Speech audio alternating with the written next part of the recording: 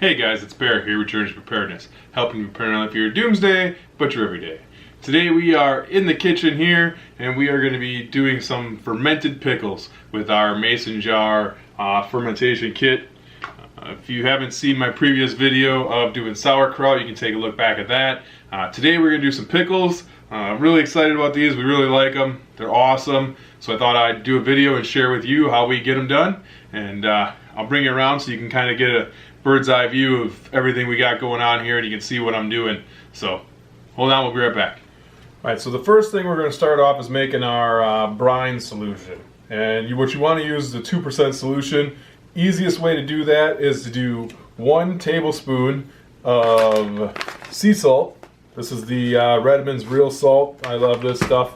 So you do a tablespoon of that to 4 cups of water. You want to use a non-chlorinated purified water, which is what I got here. And that's what we're going to start with. So we will put 4 cups of water.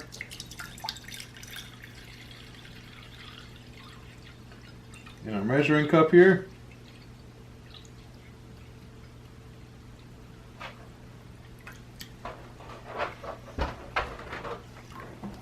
There we go, we got that. And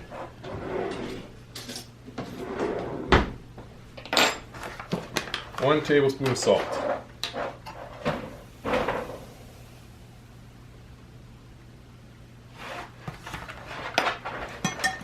So we want to make sure that gets dissolved in here. Nice. I already washed my cucumbers. I also sterilized my jars. That's one thing you're going to want to do. So just get your jars cleaned out and sterilized, boil them. Make sure you rinse off, wash off your pickling cucumbers. You want to go with the smaller ones, it's the easiest. You can do other ones and slice them up and stuff like that if you want, but just if you can find those small pickling ones, start with that. Alright, next I'm going to put 2 cloves of garlic in each one of these. I'm going to do 10 peppercorns per jar. And I did wash my hands before I started the video, so these right here, these spice rolled peppercorns, they're super cheap. I'll leave a link below on Amazon where you can get these, but you can get this bag for, I don't know what it is, 10 bucks, something like that, maybe 15 bucks, I don't remember, but if you compare that to buying whole peppercorns in the store, like the McCormick ones or anything like that, you can't get a better deal on these, and these are super cheap, and they have great flavor, much better than I found. 2, 3.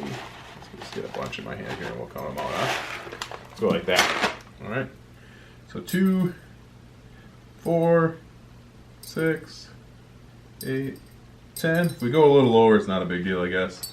2, 3, 4, 5, 6, 7, 8, 9, 10. There we go. 10 and 10. Let me throw these quick in my pepper wheel.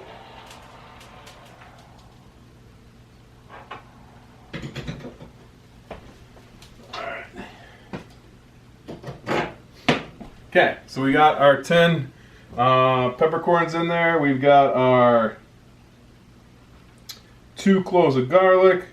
The next thing we're going to do is a tablespoon of mustard seed.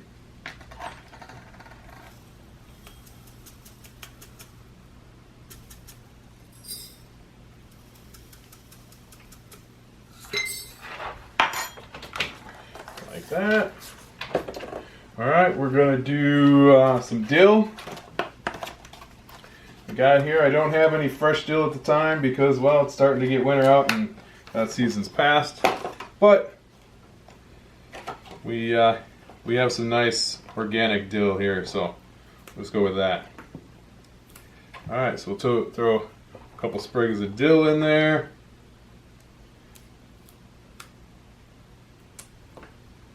And here. And we'll go a little bit more in there. Alright, so we got that. Got our dill. Got our peppercorns. Got our mustard seed. Now we're going to put a bay leaf in each one.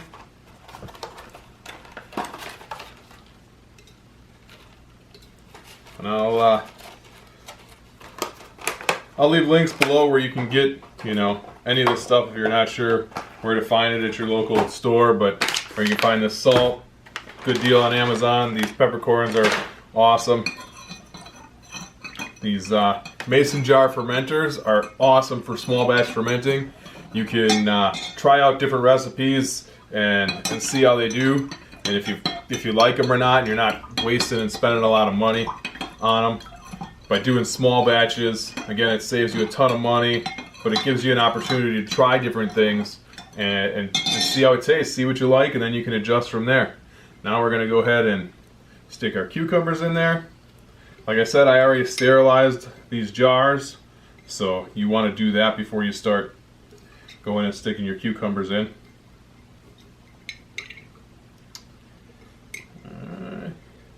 So I'm only doing small quart jars here just because I want to show you guys how you can do small batches like this, okay? And I'm gonna go with these ones.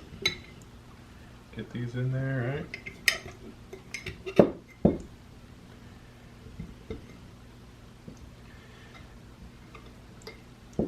Kind of maneuver them around here so I can get another one in there.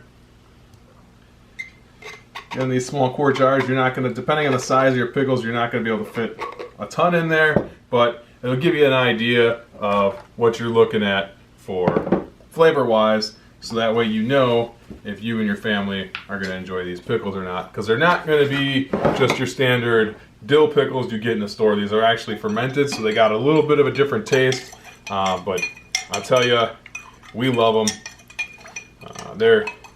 If you buy like the bubblies, in fact, I have here in the fridge, I have a jar of these.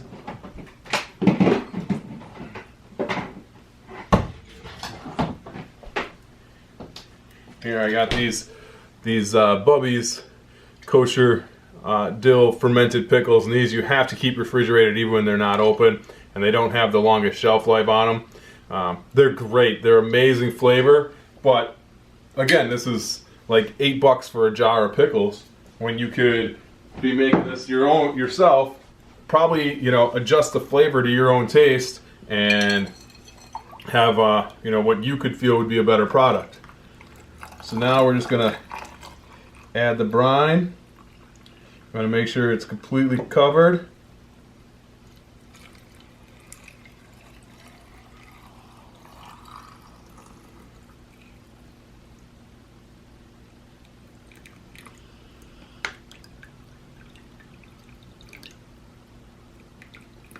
Now with these pickles you probably wouldn't need a weight, but because they come with the Mason Jar kits, I'm going to add them anyways. And oh, I did go a little bit over, huh?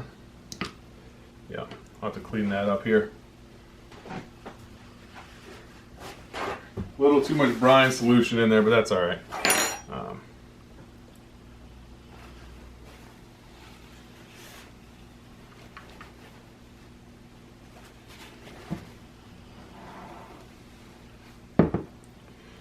Alright, then all you do is stick your fermenting lid on. This rubber lid with a little hole in it for gases to escape, so you can ferment. And there you have it. Alright, so now that we got this all set up, ready to go, we got our pickles in there fermenting. They're already starting.